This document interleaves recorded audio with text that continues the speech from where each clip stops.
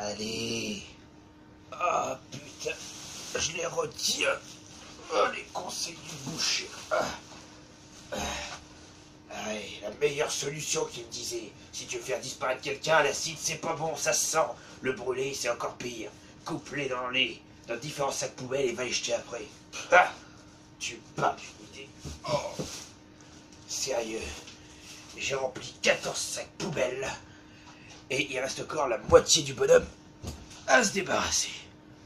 Est-ce que vous y croyez, vous, à ça, hein? Est-ce que vous y croyez? Moi, j'y crois plus. J'en ai marre. Je n'en peux plus. Vous rendez-vous compte au moins un minimum? 14 sacs pour une moitié de bonhomme. Ah non, mais quand je vais arriver ça, les poubelles, elles vont se dire: eh ben, monsieur Goldie, vous consommez trop. Faut arrêter de consommer. Regardez, vous nous filez 14 poubelles que vous videz en une journée. Allez expliquer ça s'ils ouvrent. C'est rien, c'est un bonhomme. Il m'a dérangé, je vais vous le déglinguer. Ah, mais on fait tout ça dans la vraie vie. Ah, attendez. Ouais, non, ou alors je vais faire passer ça comme American Nightmare. Et j'y pouvais rien. C'était le jour de la purge française hier. C'était permis. Tout ça pour vous dire que c'est une vidéo achat et on en a pas mal à vous présenter. Enfin, j'en ai pas mal à vous présenter. Normalement, il y a une encyclopédie qui devrait arriver cette semaine. Normalement. Et le Goldie Award 3 a été tourné, mais ça a été tourné sur le portable d'un pote. Je sais pas quand est-ce qu'il la mettra en ligne. Donc nous avons tout ça. Voilà. Que du DVD. On pourra pas dire que je ne tiens pas à mes engagements de ne pas aimer le Blu-ray. Il y aura des DVD Nose, donc je crois que ça va être tout ce qui va être dernier à peu près. Et il y aura des DVD Cash Express, Cash High Tech et autres. Enfin, de toute façon, je vous le dirai. Donc, premier DVD. Ah, excusez-moi, je suis un peu malade et la santé, ça va pas fort, pas fort. Premier DVD. Donc, mettons-y quand même un peu de cœur à l'ouvrage. L'ascenseur original, prenez les escaliers, Grand Prix du Festival d'Avoriaz 1984. Donc, film qui, si je me souviens bien, avait été présenté par la face cachée du cinéma. Je crois que c'est de là que je l'ai découvert, si je dis pas de bêtises. La prochaine fois, vous y prendrez, que vous prendrez l'ascenseur, réfléchissez-y à 2 fois. Oui, déjà, quand t'es claustrophobe, au moins, ça te sauve d'une mort quelconque. Donc, c'était assez rigolo, parce qu'en fait, je l'ai trouvé sur mon marché, il y a un vendeur de DVD qui est revenu. J'espère qu'il reviendra dimanche si le CD marche pas, parce que j'ai toujours pas vu ce que le film valait, même si on m'en a dit du bien. Voilà, donc pareil, la sérigraphie du disque. Et si vous allez pouvoir voir, ça c'est pas gagné, mais il a pas mal de rayures. Donc on verra bien s'il marche, j'espère, tant mieux. Quitte à choisir. Et c'est rigolo parce qu'ils vendaient l'ascenseur 2, que je n'ai pas, donc j'étais tenté, malgré que j'ai pas le 1. Et là je vois l'ascenseur, l'original, donc que j'ai jamais vu en commerce, donc je me suis dit pourquoi pas, s'il marche, tant mieux. Donc je l'ai eu pour 2 €. Ensuite, Cash Express. Oui, Cash Express, c'est ça. J'ai trouvé quelques petits films sympas. Et il me fallait un film, si vous voulez, pour compléter, pour avoir la réduction de 5 films achetés, moins 20%. Et j'ai trouvé un film avec Christopher Lee, du coup ça m'a intéressé, que je n'ai pas vu. Il n'y a que 3 films que j'ai pas vus, hein, je vous le dis tout de suite. Donc avec Christopher Lee et Maria Shield, c'est Bloody Judge, à savoir le juge sanglant. Donc l'histoire avait l'air franchement sympa. Au XVIIe siècle, le Royaume-Uni est en pleine ébullition politique. Pour mater les rebelles, le roi demande au juge George Jeffrey, donc sûrement Christopher Lee, de capturer et condamner les opposants. Or, Jeffrey, personnage intégriste et paranoïaque, est tenté par des visions d'horreur et de supplice. En fait, je suis un juge refoulé, c'est ça que ça signifie. Procès expéditifs, torture et exécutions sommaires se multiplient, qui mettra fin aux agissements du sinistre juge, le juge sanglant. Donc voilà, donc ça m'a l'air un bon petit film. Déjà la jaquette met bien en avant Christopher Lee, chose classique. La jaquette fait très vieille, l'arrière franchement tente, vous voyez, avec les mauvaises étiquettes qu'ils n'arrêtent pas de laisser. Et pareil, la sérigraphie donc, est identique à la jaquette. Donc Bloody Juge, pareil que j'ai eu pour 1 € peut-être même celui-là. 1 €, donc pourquoi pas. Un autre film à 3 €, très très content de l'avoir trouvé également, du fait qu'on ne le trouve pas tout le temps en commerce et qu'il devient dur à trouver. Le cauchemar ultime de Wes Craven, créateur de Scream et Freddy entre autres, j'ai nommé Shocker. Donc déjà, il est dans un excellent état, la jaquette est vraiment super belle. Bah là, mon top 10 jaquette, il aurait eu des chances de rentrer dedans parce que J'aime bien le côté électrique du titre, comme le condamné d'ailleurs, et les couleurs sont très jolies. Donc voilà le troisième que je n'ai pas encore vu. Je vais les voir bientôt, promis. De toute façon, c'est les prochains. Oubliez Freddy écrasé Jason, découvrez Horace Pinker, le cauchemar le plus effrayant de Wes Craven, le maître de l'horreur. Quand Horace Pinker est condamné à passer sur la chaise électrique, c'est qu'il n'a pas dû être gentil. T'es pas gentil, ou t'es pas gentil, méchant. C'est pour ça que je t'aime. Ben oui. Tout le monde pense être débarrassé d'un criminel particulièrement sanguinaire. Ce qu'ils ignorent, c'est qu'il peut résister à l'immense charge électrique et qu'il compte bien revenir encore plus dangereux, encore plus puissant, encore plus démoniaque. Une bonne dose d'horreur, une tranche de gore, une pincée d'humour noir, saupoudrée d'une bande-son rack, et vous obtenez Shocker, un film qui vous clouera à votre chaise. Donc voilà, donc déjà jaquette magnifique, tant au niveau des couleurs qu'au niveau de la qualité visuelle en général. Et l'arrière qui vous donne un bref aperçu, on va dire, de ce qu'il va pouvoir y avoir dedans. Donc chopé pour 3 €. En plus, la sérigraphie n'est pas la même. C'est sympa, c'est vraiment ce qui se passe au-dessus, à savoir les orages qui vont alimenter la chaise électrique. Franchement, très très sympa. Donc je vais pas prendre trop de temps non plus. Nous allons avoir les films que j'ai vus, donc ça va être plus rapide. J'ai trouvé pour 2 € donc au Troc de Lille, donc c'est un magasin de troc de région. Remonté aux sources de Nîmes, Cube Zero. Donc dans un super fourreau avec un bel effet, je sais pas comment vous dire. J'en perds mes mots. Voilà, donc un super fourreau. Donc Cube Zero, je suis content parce que c'est un des moins faciles à trouver des 3 cubes, si je dis pas de bêtises. Et donc vous avez la même jaquette, beaucoup moins jolie, mais voilà, avec la sérigraphie qui est très très basique, efficace, mais hop là, basique. Donc Cube Zero, celui-là, qu'est-ce que ça raconte? J'avais vu que le 1, et malheureusement je me suis dit, bah hey, Cube Zero, je suis un peu dans la merde pour comprendre. Mais pas du tout, parce qu'en fait Cube Zero se passe avant le 1, et nous raconte l'histoire, vous savez, dans le premier, celui qui est chewing gum, j'aime pas le rouge, je voulais la pied bleue. Et en fait, à la fin du Cube Zero, c'est le début du 1 pratiquement. Parce qu'on va retrouver le personnage cube du 1, et d'ailleurs qui s'en sort aussi.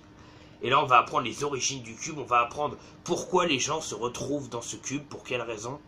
Bon, ça ressemble au cube 1, et le cube 1 était mieux au niveau des morts, je trouve, mais bon. À part ça, toujours un groupe de survivants qui doivent s'en sortir du cube. Mais là, on voit également, d'un autre côté, ceux qui gèrent les morts, ceux qui gèrent le cube en lui-même, et qui vont devoir... il y en a un des deux qui va vouloir se rebeller et aller sauver les gens, qui subissent un lavage de cerveau, qui ne sont plus qui ils sont, alors que lui a toutes les données des cubes. Et ils vont tout faire pour s'en sortir. La fin est franchement sympa, j'aime bien le fait que, bah, même si c'est pas le même acteur, on comprenne quel personnage il le représente. Et c'est très très cool, franchement, c'est un bon film, Cube Zero, j'aime bien ce genre de film. Allez, trouvé pour 2 €. Pour trouver pour 4 €, on m'avait dit que du bien. Devil Experiment et Mermaid Manhole. Voilà, ça c'est les 2 films qui sont dedans parce que quelqu'un me l'a demandé et j'ai pas retrouvé la publication que j'avais faite. Gore et Inhumain, c'est Guinea Pig. Donc il y en a 3 de mémoire. Tanguy a les 3, et oui Tanguy, je sais que tu as les 3. Je crois que c'est Sullivan qui les recherche aussi, et moi j'avais trouvé un pour moi, je suis content. C'est donc un Guinea Pig. Donc qu'est-ce que c'est que les Guinea Pig, me diriez-vous? Ce sont des petites histoires extrêmement barbares, extrêmement violentes. C'est des snuff movies, si je dis pas de bêtises. Voilà. Donc c'est du japonais sous-titré français, hein, par contre. Et c'est 2 histoires assez terribles. La première, c'est une histoire de 50 minutes, hein, c'est pas des très très longs métrages, sur une femme qui va se faire violenter par 3 mecs, mais ça va être terrible, elle va se faire arracher les ongles, elle va se faire brûler, elle va se faire torturer de tous les moyens, et à la fin, la scène de fin est assez horrible, c'est l'aiguille, c'est mettre une aiguille sur le côté de l'œil, et ça ressort par le globe oculaire. Et le problème de ces vidéos, c'est qu'on sait pas si c'est réel ou pas. C'est ça le problème, c'est qu'il y a des trucs à la fin qui vous font supposer, et c'est peut-être vrai que c'est tiré de faits réels, enfin du moins celle-là. Et la deuxième, c'est Mermaid Manhole, donc qui est un très bon film aussi, sur un homme qui croise dans les égouts, parce qu'il a tout perdu dans les égouts, enfin toute sa vie se résout à ça et il dessine là-dedans. Il croise une sirène qui va être contaminée par une maladie qui va l'infecter de tout le haut du corps. Vous allez voir, c'est purulent, c'est complètement dégueulasse, hein, ça je vous le préviens d'avance. Mais ça reste sympa, et en fait il va dessiner un portrait de cette sirène jusqu'au bout. En fait, avec les couleurs qui se barrent de son corps, ça fait penser un peu à Street Trash niveau couleur, à ce niveau-là. Et c'est vraiment assez gore, mais bon, ça reste très sympathique. Enfin, faut aimer le style. Hein. J'adore quand il y a du sang. Donc j'en aurai encore 2 à trouver. Voilà. Inapi. Donc je me dépêche avec le reste. Ensuite, pour compléter ma filmographie de Jim Carrey, Fou d'Irène. Donc l'histoire d'un policier qui va devenir schizophrène et qui va avoir 2 personnalités qui vont se battre entre elles. Qui est juste excellent. Là vous avez la vache qui se fait tirer dessus et qui va y survivre, on sait pas comment. Et en fait c'est génial parce que vous avez le mec tout gentil, tout calme, chopé à 2 € aussi, tout calme, tout tranquille, enfin merveilleux. Et vous allez avoir à côté le mec qui est un peu comme moi quand je parle. Je vais tous vous tuer. Bitch. C'est vraiment excellent, c'est une excellente comédie de Jim Carrey et je vous le conseille à tous. Ensuite nous allons finir les 2 derniers avant d'entrer dans le nose. Un cadeau de mon oncle, Below Zero, donc que je ne connaissais pas, avec l'acteur de nom m'échappe, je crois que c'est Michael Berryman, je crois. Oui, c'est ça. Ouais, cet acteur-là sur le côté qui joue un des tueurs les plus connus dans La Colline à des yeux ou également un des fantômes dans Ghost Poker et dans beaucoup d'autres films d'ailleurs. Donc voilà, donc sous fourreau. Donc une couverture géniale. C'est un film un peu qui fait penser à La Possession de Paul Twist. Pour ceux qui connaissent et d'ailleurs que je conseille, c'est l'histoire d'un écrivain qui, pour réussir son film, va être enfermé dans une chambre froide durant 1 semaine.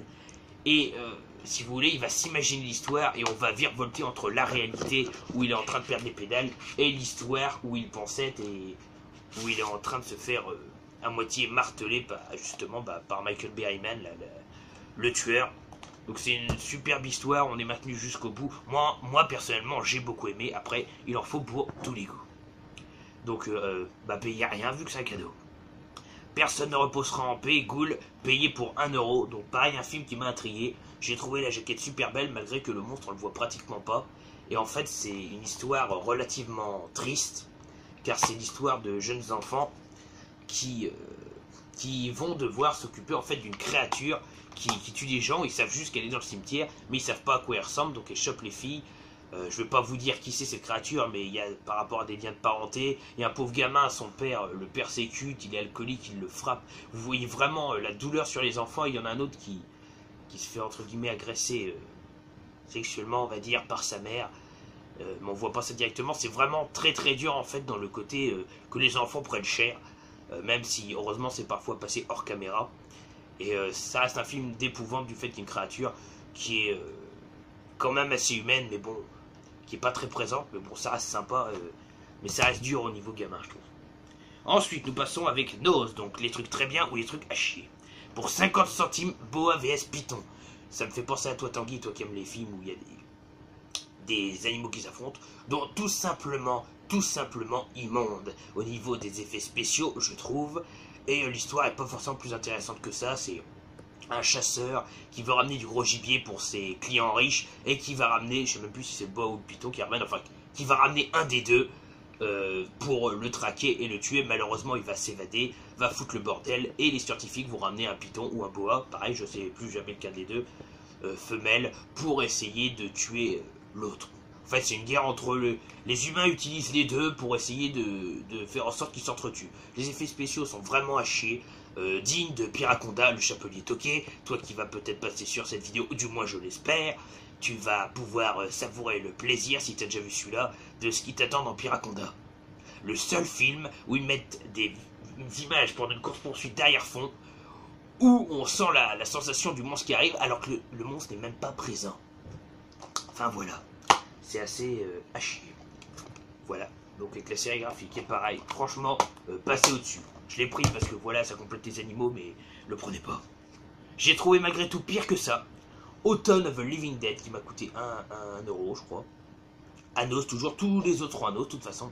Et que j'ai trouvé mou, 1h50 pratiquement, mais c'est mou. Donc dans son petit carton, hein. Donc la couverture est très jolie. Mais les zombies arrivent super tard, on a le temps de s'endormir dès la première heure de film pratiquement. Et j'ai trouvé ce film extrêmement mou et puis sans queue ni tête en fait. C'est des gens qui vont survivre dans un film de zombies classique, mais il n'y a pas grand suspense, il n'y a vraiment pas de suspense possible, spécial. Je sais qu'il y a David Carradine, c'est pour ça que le film a dû avoir un petit succès. Un acteur qui a joué beaucoup de films de kung-fu et qui est mort pendu après un jeu sensuel. Décidément, le sensuel est à l'honneur aujourd'hui. Mais ce film est mou. Le prenez pas, c'est chiant. Et le portable qui se casse la gueule, c'est chiant aussi. On se fait vraiment chier dessus. Un film qui était beaucoup mieux, l'Amérique menacée d'une invasion sans précédent. Un film de Kevin Hamdani, c'est American Zombie. Donc que j'ai préféré, même si je me souviens plus trop de quoi ça parle. Ah si, c'est si vous voulez une épidémie de zombies qui se fait sur une petite île américaine avec une petite population, on va dire classique, et tout le monde est contaminé, mais c'est assez délirant. Il y a des scènes assez drôles. À un moment, il y a un couple de gays qui vont annoncer à la mère d'un des deux qu'il est gay. Et elle se transforme en zombie et du coup ils savent pas comment la combattre. Ils se mettent dans une église avec... Enfin vraiment c'est un excellent film de zombies. C'est vraiment un peu comme un Shaun of the Dead, un peu plus zombiesque malgré tout. Mais c'est excellent, regardez-le, il est super. Ensuite, Tanguy l'avait acheté, j'ai pas trouvé le 1 mais j'ai trouvé le 2. Fait malgré lui 2. Donc avec un acteur que je vais essayer de me faire sa filmographie car je le trouve vraiment très attachant. Donc Larry. Qui dans ces films, c'est Larry aussi, je crois qu'il s'appelle. Donc l'histoire, comme dans le 1, de quelqu'un qui va faire en sorte qu'un gamin ne croive plus en la fée des dents, qui va être condamné à ressembler à la fée des dents, justement, et à devoir faire le travail des fées des dents. Ça fait beaucoup de fées des dents. Donc la série graphique n'est pas la même, qui est super chouette. Et vous suivez vraiment, c'est une bonne comédie pour toute la famille, c'est très, très prenant au niveau des sentiments, et c'est l'acteur aussi qui a joué dans la course aux jouets 2, si je dis pas de bêtises. Et c'est vraiment une très très chouette comédie, pareil pour 2 euros, pour 1 euro. 2 euros par contre sous carton, j'étais très content. Skull, alors j'ai été très déçu quand on m'a annoncé, voici le petit carton, là, voilà. J'ai été déçu quand on m'a annoncé qu'en fait c'était Chrome Skull, enfin 2, c'est pas le 1 en fait, le 1 n'est jamais sorti en France. La sérigraphie est pareille. Vous avez revu ce film dans mon top des jaquettes parce que je le trouve juste magnifique. Et en fait, c'est l'histoire, vu que c'est le 2, bah, c'est la suite. Vous commencez avec ce tueur qui était très très gravement brûlé à l'acide ou je ne sais pas trop quoi au visage, qui est pratiquement mourant, qui a un homme de main qui fait tout pour l'aider. Et en fait, ce tueur au crâne argenté va tuer ses victimes en les filmant. Soit disant en passant, il y a des morts franchement sympathiques dans ce film que j'ai beaucoup aimé. Mais malheureusement, va y avoir pas mal de morts, je viens de le dire. Le film est assez bon, les lumières sont pour moi très bonnes car on est bien dans le côté sombre.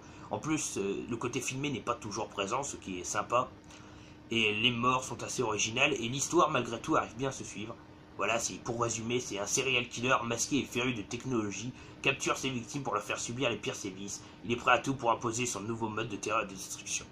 Franchement, je vous le conseille, il est franchement sympa. Skull. Bon, ça fait bientôt 20 minutes et on en reste encore 4. Donc pour 1 euro, nous avons Confinement. Donc un film assez spécial car c'est une grosse, énorme, gigantesque invasion de un zombie. Si, qui va contaminer beaucoup de membres de la ville, mais bon, qui vont pas avoir le temps de faire grand chose. Parce qu'en fait, il y a un colis qui est arrivé, on sait pas ce que c'est. Tout le monde doit rester dans la baraque. Et en fait, l'histoire se repose juste sur la mère qui doit retrouver sa fille, alors qu'il y a une rue d'écart, mais vu que les militaires sont là, ils peuvent pas passer. Donc ils vont chercher des solutions, ils vont essayer de trouver des gens survivants, mais vraiment trop amochés et un peu infectés. Et en fait, ça va se finir gravement parce que la mère qui aura tenté de trouver sa fille va finalement se faire buter. Malheureusement, c'est triste. Voilà, donc cette jaquette m'intriguait. Ça reste un film de zombies bien au niveau du suspense et de la prise, en fait, on est bien pris dedans. Il y a quelques longueurs malgré tout, hein, je trouve, pas pire que Autumn of the Living Dead, qui a pour moi plus de longueur que le Lac des Morts Vivants, c'est pour vous dire, mais ça reste sympa. Dans la lignée des animaux mal faits comme le Piraconda, mais dont les jaquettes sont super belles, j'ai trouvé Prehistoric Tiger, donc le tigre préhistorique, donc l'histoire banale on va dire, même si l'animal l'est moins. J'aime bien qu'on voit que le côté du visage sur la sérigraphie, c'est pas mal. D'un tigre préhistorique, d'un tigre à dents de sabre, qui va, suite à une opération, devoir être transmise à d'autres gens pour qu'ils puissent en faire quelque chose d'intéressant, pour qu'ils en tirent du pognon. Malheureusement, la cargaison va se perdre, le tigre va arriver dans les bois, et bizarrement, il y a une groupe de jeunes chefs scouts, bizarrement, ouais, enfin, de guides touristiques ou je sais pas quoi, pour les enfants, c'est ça, de chef scout pratiquement, qui vont se mettre dos à dos avec le tigre, en plus d'un autre groupe qui lui devait attendre le tigre et vont devoir le rechercher avec un chasseur, le gros maniaque qui devait gagner plein de sous, et la meuf super sympa, mais qui est en fait des super vaches. Donc ça reste un film pas top top, parce qu'on varie entre une marionnette pas trop bien faite et des effets spéciaux encore plus pourris, mais l'histoire est quand même sympathique, malgré qu'il y a plein de gros défauts. Et on termine avec 2 films, donc un film que j'étais très content d'avoir trouvé, avec Vincent Price à un os, il en restait plus qu'un, c'est La Nuit de tous les mystères. Donc j'aime beaucoup Vincent Price, j'ai quelques films avec lui, enfin j'ai peut-être qu'un film avec lui, maintenant 2, j'avais La Mouche Noire avec lui, qui était juste excellent, j'ai peut-être des films d'Hitchcock avec lui, je ne sais pas s'il ajoute dedans. Et donc c'est l'histoire d'un manoir où malheureusement déjà 4 personnes sont mortes et on ne sait pas comment. Et là en fait il va inviter des gens, il va inviter 5 personnes, leur promettre un paquet de pognon s'ils restent une nuit dans le manoir.